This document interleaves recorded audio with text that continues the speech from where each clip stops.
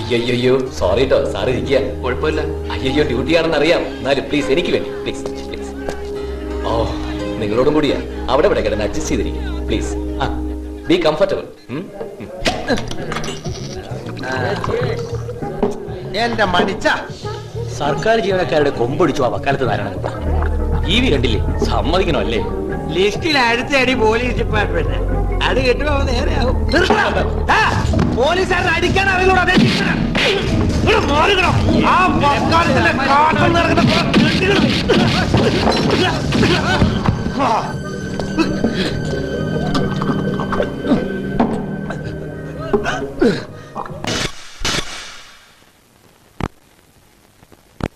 ഈ അവാർഡിനുള്ള അർഹത എനിക്കുണ്ടോ എന്നെനിക്കറിയില്ല.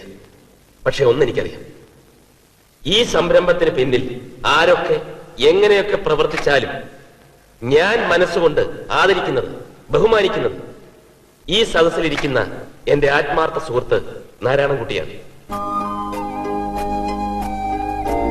വക്കാലത്ത് നാരായണൻകുട്ടി ഇല്ലെങ്കിൽ ഇന്ന് ഈ സ്ഥാനത്ത് ഈ അവാർഡ് വാങ്ങിക്കാൻ അഡ്വക്കേറ്റ് മാത്യു ഇല്ല.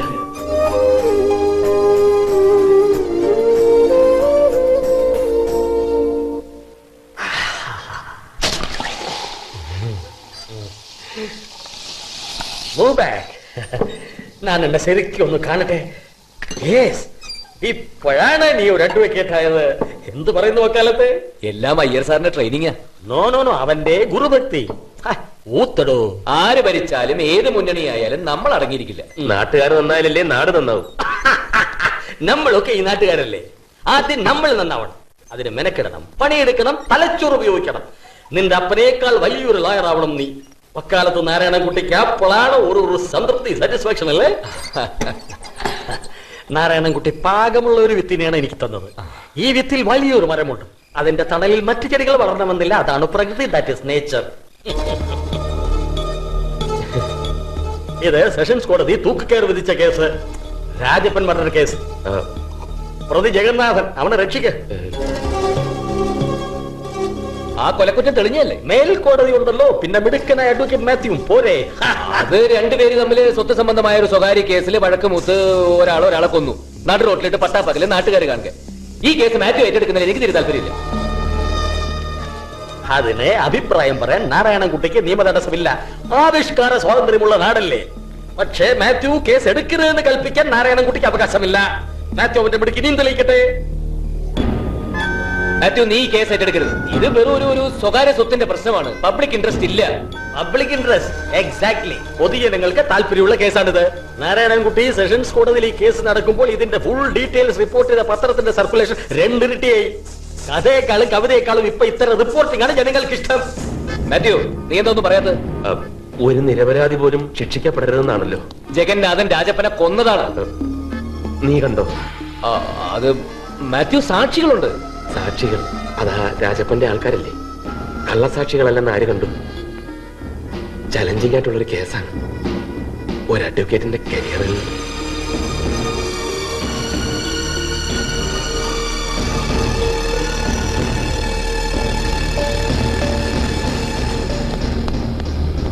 ദ്രോണാചാര്യർ അർജുനനെ അമ്പെയ്യാനല്ല പഠിപ്പിച്ചത്. പിന്നെയോ ഞാൻ പിന്നോട്ട് വലിക്കാനാണ്. അമ്പെയ്തതും ലക്ഷ്യത്തിൽ കൊള്ളിച്ചതും അർജുനാണ്. So he is the hero.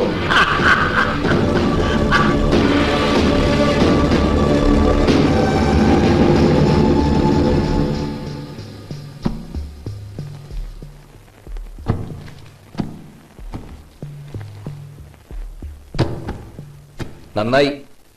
Advocate Mathew Nerupparambil കക്ഷികളുടെ സൗകര്യാർത്ഥം വീട് മാറുന്നു. പത്രത്തിൽ കൊടുക്കണോ? നീ എന്താ ഒരുമാതിരി രാവിലെ മുതൽ ഊതാൻ തുടങ്ങിയാണല്ലോ. അല്ല, ഈ പ്രമാദമായിട്ടുള്ള കേസൊക്കെ ആവുമ്പോ ഒരുപാട് കക്ഷികളും അതിലേറെ സാക്ഷികളൊക്കെ ഉണ്ടാവുമല്ലോ. അവരുടെയൊക്കെ ഒരു സൗകര്യം നോക്കുന്നത് നല്ലതാ. അയ്യരുടെ ഓഫീസിനടുത്തേക്ക് താമസം മാറ്റുന്നത് പിന്നെ വളരെ നല്ലതാ. എനിക്ക് മനസ്സിലായടാ നീ പറയുന്നതിന്റെ അർത്ഥം. ഞാൻ ആകെ മാറിപ്പോയെന്നല്ലേ? നീ അല്ലേടാ എന്നെ അയ്യരുടെ അടുത്ത് ഉണ്ടാക്കിയത്. മാത്യു നേരുപറമ്പിൽ പ്രശസ്തനായ ഒരു വക്കീലാണോ എന്ന് എന്നെക്കാൾ കൂടുതൽ ആഗ്രഹിച്ചതും നീ. പിന്നെ നിന്റെ സൗകര്യത്തിനും കൂടി അല്ലേ ഞാൻ വീട് മാറുന്നത്. നിന്റെ അച്ഛനും അമ്മയും പെങ്ങളും വന്നാൽ എല്ലാവർക്കും കൂടെ താമസിക്കാൻ ഇവിടെ സൗകര്യമുണ്ടോ? ഞാൻ താമസം മാറുന്നോണ്ട് അഡ്വക്കേറ്റ് മാത്യു ഇവിടെ നിന്ന് പോവോടാ.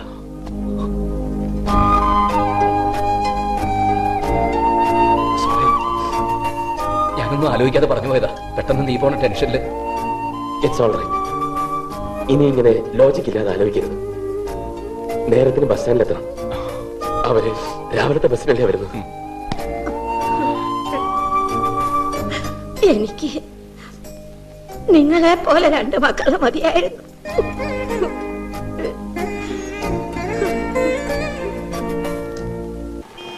മാത്യു താമസം മാറ്റി നന്നായി. അവൻ കണ്ടറിഞ്ഞ് നാരായണനെ സഹായിച്ചത് നല്ലവനാ. തിരുവനന്തപുരം പട്ടണത്തില് പെട്ടെന്നൊരു വീട് സംഘടിപ്പിക്കുന്ന കാര്യത്തെ പറ്റി ചിന്തിക്കേ വേണ്ട.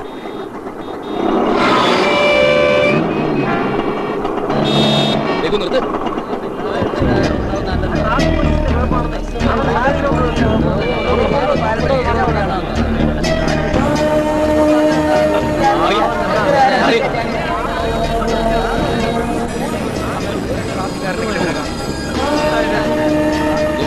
വണ്ടി എടുക്കും.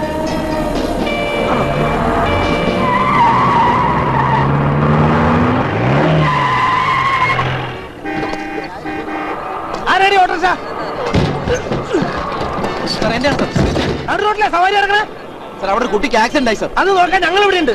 നീ നിയമം കയ്യിലെടുക്കണ്ട. സാർ നിയമം ഒന്നും കയ്യിലെടുക്കുന്നില്ല. അത് സാറിനെ പോലുള്ള ഒരു കാലെടുത്ത് തട്ടി കളിക്കാനുള്ളതല്ലേ. ആവശ്യം അദ്ദേഹത്തോട്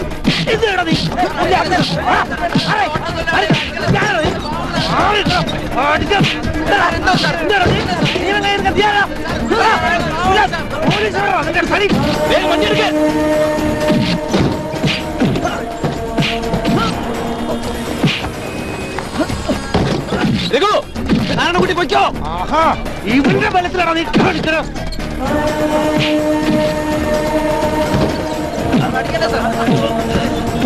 ഹലോ ഹലോ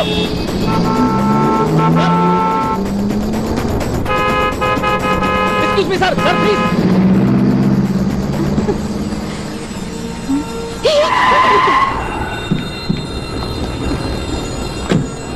അവരെ പെട്ടെന്ന് ഹോസ്പിറ്റലിൽ എത്തിക്കാം. Thank you sir. Thank you. വേഗം ഹോസ്പിറ്റലിലേക്ക് വിട്ടോ.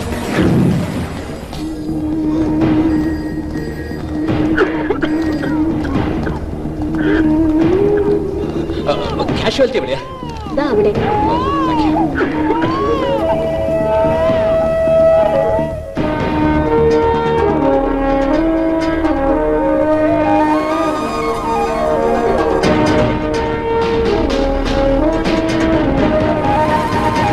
ഒരു കുഞ്ഞിന്റെ ജീവൻ വെച്ചിട്ടാണല്ലോ procedure. What the bloody hell behave yourself.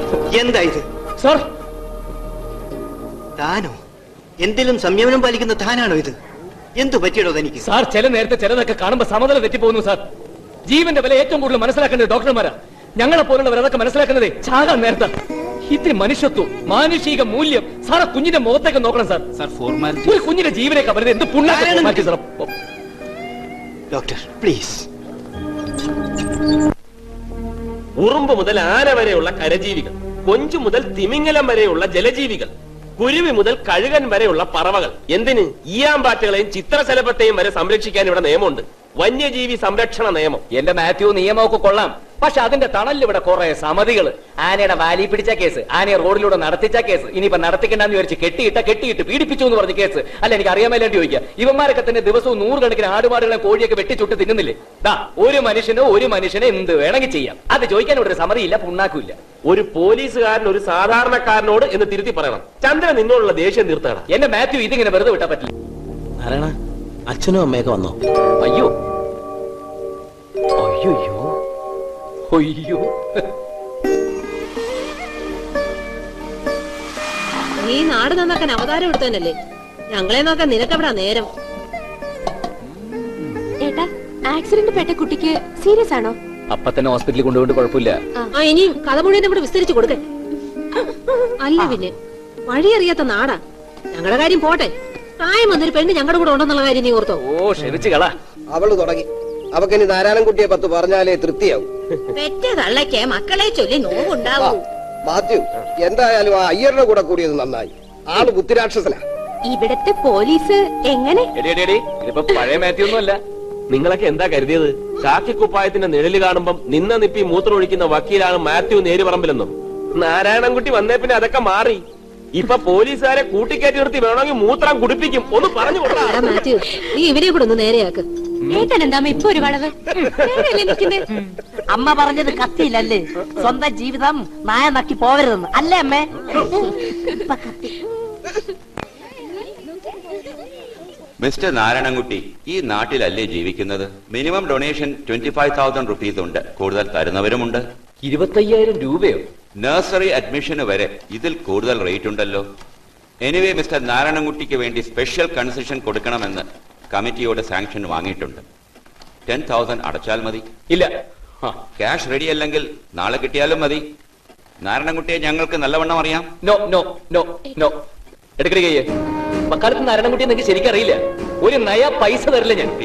വിദ്യാർത്ഥിക്ക് അവകാശപ്പെട്ട സീറ്റാണ്. Please. അതിനെന്തിനു ഡൊണേഷൻ? Listen. പിന്നീട് എന്തൊരു നേഷൻ ഇത്? I- ഈ അഴിമതിക്ക് കൂട്ടു നിൽക്കാൻ നാരായണൻകുട്ടിയെ കിട്ടില്ല. സമ്മതിക്കില്ല ഞാൻ. പ്ലീസ്. നോ. എങ്കിൽ നോ അഡ്മിഷൻ. അവർ പണം നിന്നോട് ചോദിച്ചതിന് ഇപ്പൊ തെളിവില്ല. നീ പണം അടച്ച് രസീത് വാങ്ങിക്ക്. നിയമപരമായി നമുക്ക് അവരെ തോൽപ്പിക്കാം. തോൽപ്പിക്കണം. എന്റെ മാത്യു നമ്മുടെ വിദ്യാഭ്യാസ രംഗമാകെ കുത്തഴിഞ്ഞു കിടക്കില്ലേ? കുത്തഴിഞ്ഞു കിടക്കുന്നതൊക്കെ നീ വീണ്ടും കൂട്ടിക്കെട്ടിക്കൊള്ളൂ, എങ്ങനെ വേണമെങ്കിലും. ബട്ട് മാത്യു എങ്ങനെ ഈ കേസ് ഏറ്റെടുക്കും? ആ കോളേജ് മാനേജ്മെന്റിന്റെ ലീഗൽ അഡ്വൈസറായിട്ട് അവർ മാത്യുവിനെയാണല്ലോ കണ്ടിരിക്കുന്നത്. തീരുമാനവും എടുത്തു കഴിഞ്ഞു. ഇനി മാത്യു ഒന്ന് സമ്മതം മൂളിയാ മതി. നീ ആ വിവരം നാരായണൻകുട്ടിയോട് പറഞ്ഞില്ലേ? ഞാൻ അറിഞ്ഞില്ല. I am very very sorry. ഞാനത് നിന്നോട് പറഞ്ഞില്ല, വിട്ടുപോയി. നമ്മുടെ എക്സ് മിനിസ്റ്റർ ശശീറക്കുറുപ്പിന്റെ സണ്ണിലയുടെ ഫാദറാണ് കോളേജിന്റെ ട്രസ്റ്റി. ആ നാരായണൻകുട്ടി കാപ്പുടിച്ചിട്ട് പോയാൽ മതി. No thank you. Iyer sir കാര്യങ്ങൾ വളരെ ഭംഗിയായിട്ട് തന്നെ പറഞ്ഞു. ഈ കേസ് എങ്ങനെ കൈകാര്യം ചെയ്യണമെന്ന് എനിക്കറിയാം. വക്കാലത്ത് നാരായണൻകുട്ടിക്ക് ആരുടെയും വക്കാലത്ത് ആവശ്യമില്ല എന്റെ സ്വാമി.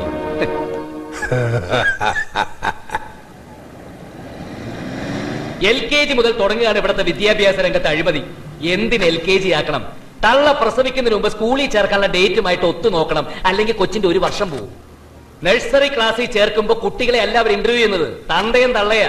ബക്രാനങ്ങളുടെ നീളമത്ര, ഭൂമിയിൽ നിന്നും ചന്ദ്രനിലേക്കുള്ള ദൂരം, ഇന്ത്യയുടെ 8ാമത്തെ പ്രധാനമന്ത്രി ആര്? ഓ, ഇതൊക്കെ തന്തയും തള്ളയെ അറിഞ്ഞിരുന്നാലേ കുട്ടിക്ക് സ്കൂളിൽ ചേരാൻ പറ്റൂ.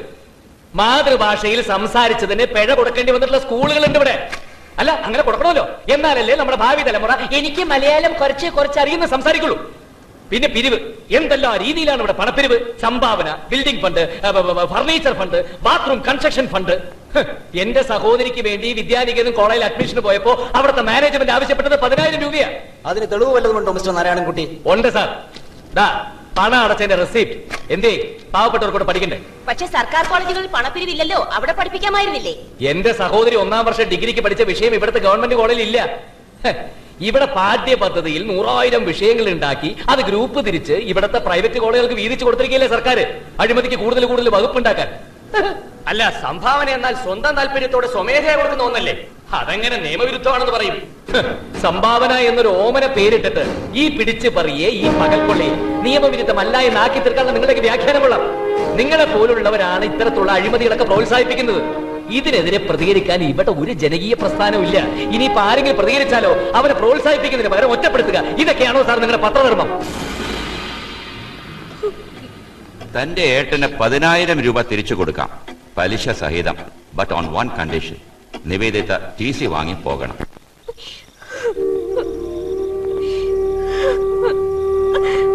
അവൾ എന്തിനാ ഇങ്ങനെ കിടന്ന് മൂങ്ങുന്നത്? ഇവിടെ ആരും ചത്തില്ലല്ലോ.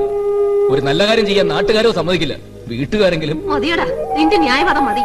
എനിക്ക് കേൾക്കണ്ട. നീ കിടന്ന് തുള്ളുന്ന എന്തിനാണെന്ന് എനിക്കറിയാവടാ.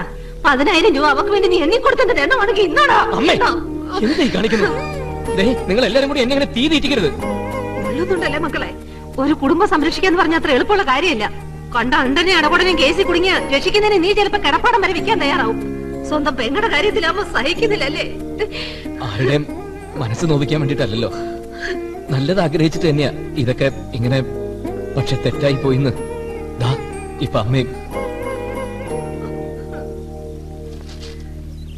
സ്കൂൾ കോളേജ് പ്രവേശനത്തിന് നിർബന്ധിതമായി പണം വാങ്ങരുത്, സർക്കാർ വിജ്ഞാപനം. നാരായണൻകുട്ടിയുടെ ചരിത്ര വിജയം.